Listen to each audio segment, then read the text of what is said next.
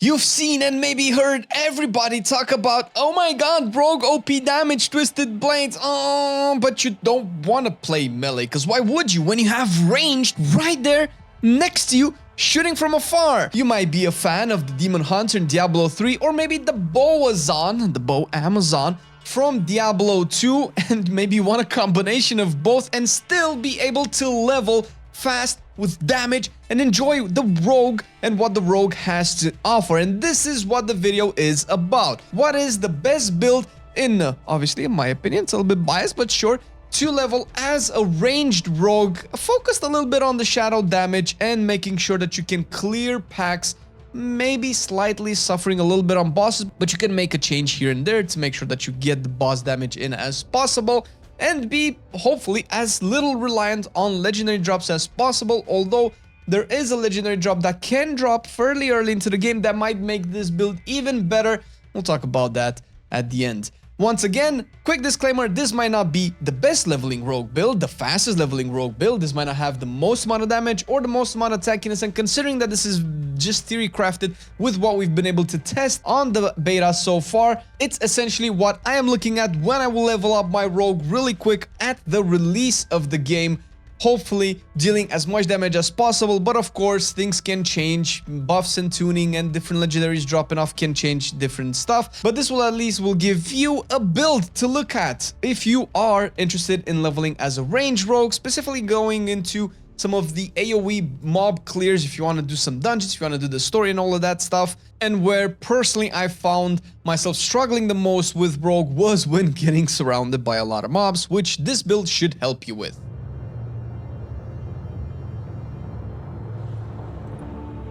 Now with that out of the way, let's look at the skills that you will be using, starting off with level 1 and what points you'll be putting in. First of all, you want to put a point into Forceful Arrow as your first generator. This fires a powerful arrow at an enemy, dealing damage, and every third cast makes the enemy vulnerable. This is especially going to be good on bosses because you're obviously going to apply a vulnerable on bosses, making sure to do some extra damage.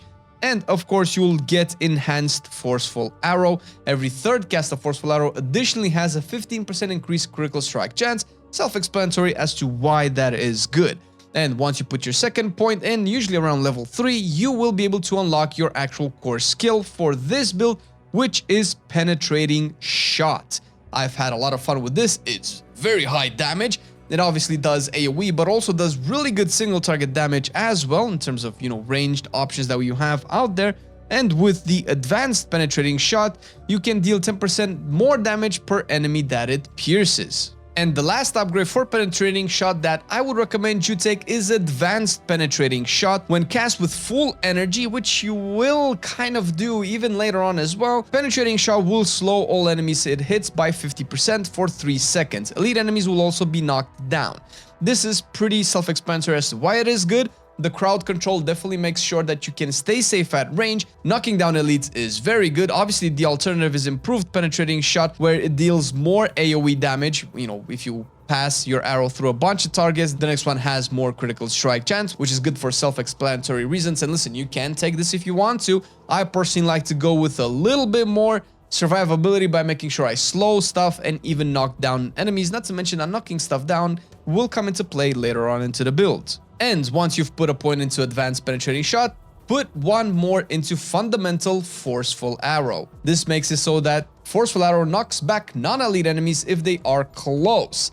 If they collide with another enemy, both are knocked down for 1.5 seconds. Again, the knockdown mechanic, particularly good if they end up closing the distance between you and them. Of course, specifically early on, before you actually get to unlock more mobility options, which you will after putting a point here. And that point will go into Shadow Step, your first mobility option. Particularly, this is good because it makes you unstoppable. On a 9-second cooldown, you become unstoppable and quickly move through the shadow to stab your victim from behind for 72% damage.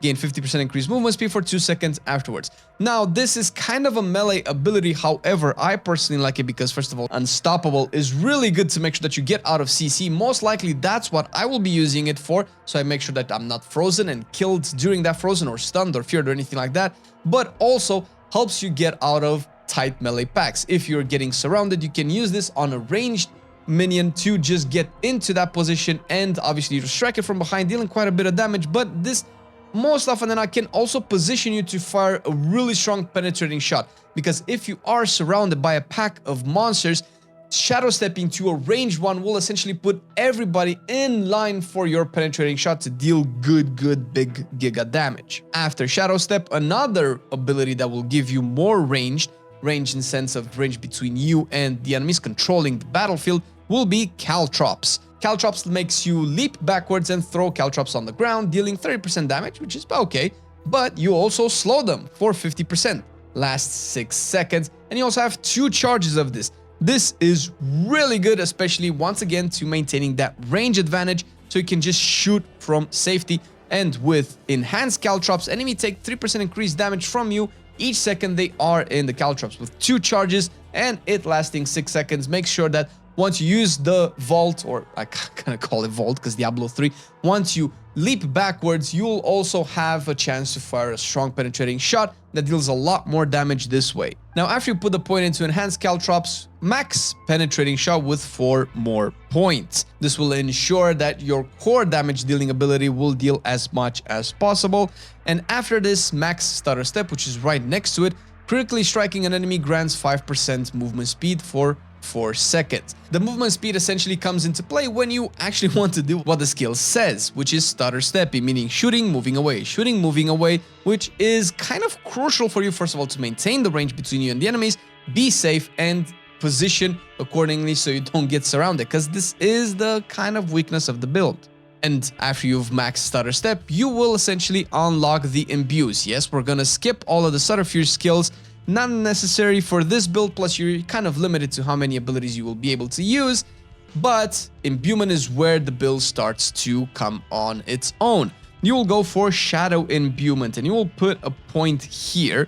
Shadow imbuement makes you so that you imbue your weapons with festering shadows. Your next 2 imbuable skills deal shadow damage and infect enemies for 6 seconds. Infected enemies explode on death, dealing 40% damage to all surrounding enemies, and if they don't die, they will still take that 40% themselves. This is very akin to how sorceresses will probably go into level with their little tiny blasts in AoE to deal a lot of damage. This is where you're going to melt packs in AoE by using shadow imbuement on your, of course, penetrating shot, but obviously imbuement skills work with a lot more. After you put a point into this, you will take enhanced shadow imbuement, where you have 15% increased critical strike against injured enemies infected by shadow imbuement. Pretty self-explanatory, just more damage, but the real kicker is blended shadow imbuement, where its primary explosion makes enemies vulnerable for 2 seconds, applying that vulnerability in AoE, meaning that once one enemy dies, the rest will very shortly follow suit. After you've taken blended shadow imbuement, max out precision imbuement. Imbued skills gain 3% critical strike chance per point, so 9% at max critical strike chance. Pretty self-explanatory. 9% crit chance is fairly good considering the other options that we have. Not to mention that this will obviously synergize. More crit means more upfront burst, means the first target, ideally, that was shadow imbued or hit by a shadow imbuement ability will die that much quicker to trigger the on-death effect.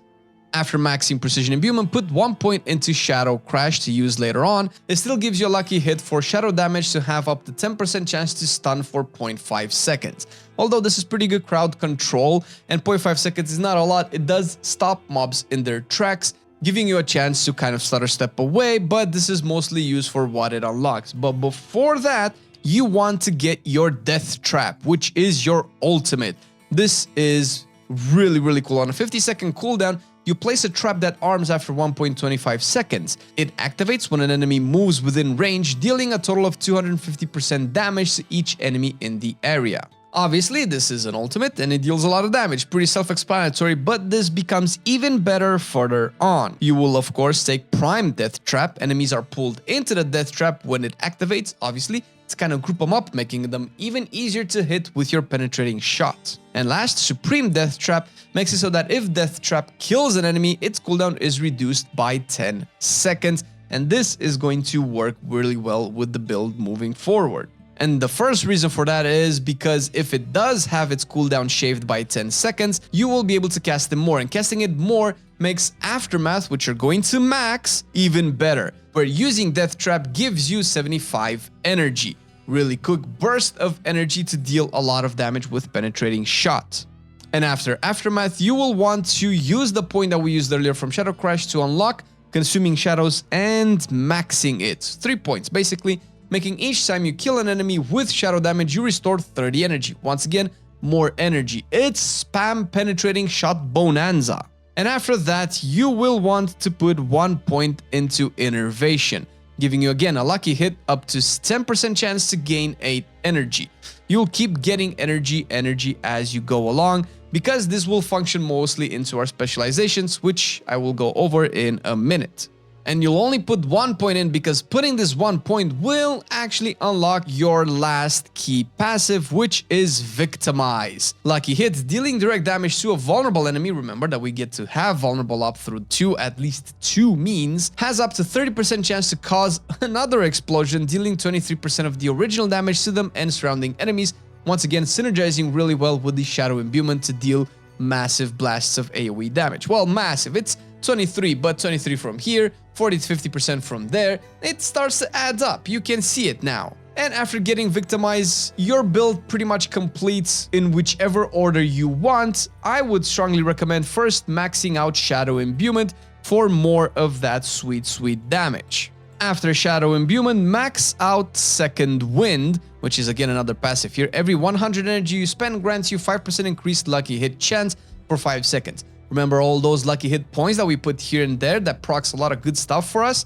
Well, putting 3 points more makes it so that every 100 energy you spend, you have a 15% increased lucky hit chance for 5 seconds. And you will be spending a lot of energy because we're also generating a lot of energy through all of our other things. And after maxing Second Wind, you will also max Innervation for a higher increase of lucky hit chance to gain energy once again. After Innervation, I recommend you max out Exploit. Exploit makes it so that you deal 6% increased damage to healthy and injured enemies. Although obviously this is good for pretty much obvious reasons, the ideal point of this is to give you 18% increased damage to monsters as you start your combat, giving you more upfront burst, making it so that your Shadow Imbuement has even a higher chance to proc quicker, starting your chain of explosions. And after Exploit, max out Malice, where you deal 3% per point, so 9 total percent increased damage to vulnerable enemies. Once again, vulnerable even better. After Malice, you'll go a little bit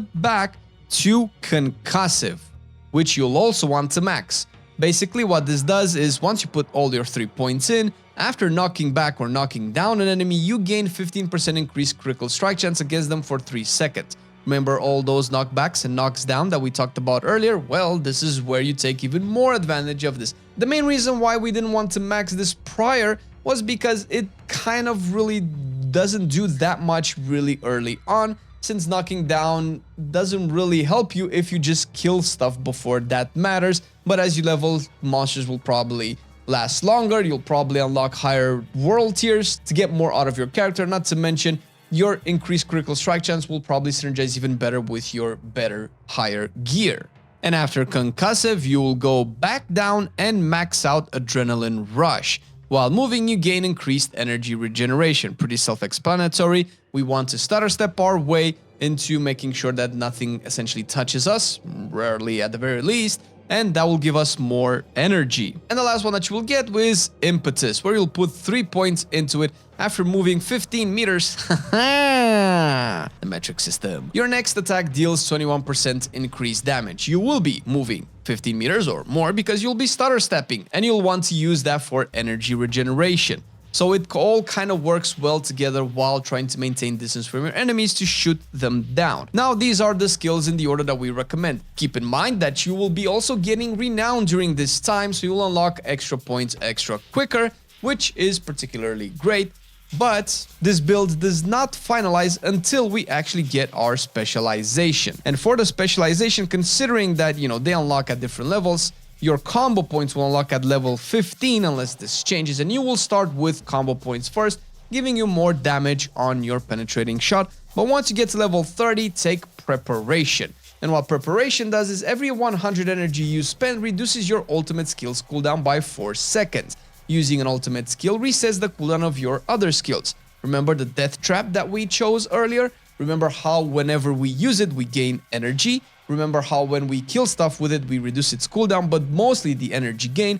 Now, the more energy we gain, the more cooldown reduction we get from preparation, spending more of our abilities, gaining more energy, and so on and so forth. So this is essentially when the build starts to come in and of its own, because preparation just makes this incredible. Now, of course, you can try it out with multiple other skills, inner sight or combo points. I think preparation is probably going to work better for this build. And of course, during your leveling process, you might also unlock different legendaries that will alter it. You can, of course, change this build later on and optimize it for your legendary if you want to. There's a particular penetrating shot legendary that I had a chance to test it on the beta, which was incredibly good for AoE clears.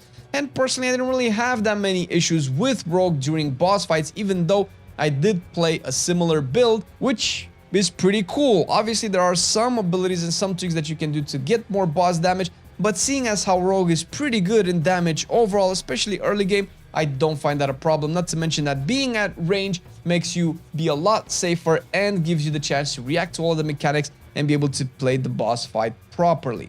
Now, obviously, this is a theory-crafted build since the beta was limited into what levels we got. We know you don't have to say it in the comments. And listen, obviously, we're content creators and we do this kind of stuff because it's cool, it's fun, and we're kind of really eagerly waiting for the game to come out already because god damn.